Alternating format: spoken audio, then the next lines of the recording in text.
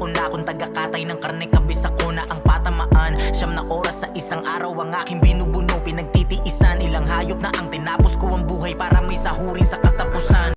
Let's go mga kahiropa at kahiwa. At ito nga ituturo ko sa inyo kung paano yung proper cut ng shoulder work.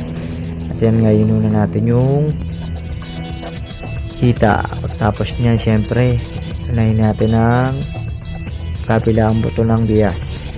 And then tanggalin na natin sa pagkakabit yung paypay. Tanggalin natin yung nakakabit sa kanya yung laman. After nyan, tirahin natin yung dalawang litit niya sa gilid. And then after nyan, iangat natin ng konti at iwain yung mga litit. Then hilain na natin. Pagkahila nyan, putulin lang natin yung nakakabit na litit.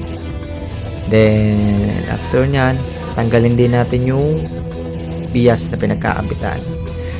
Yan, sisimutin lang natin yung kaunting laman yan. Sa pag-iwa ay dapat dulo lang ng kutsilyo, huwag yung buong katawan. Yun lang guys.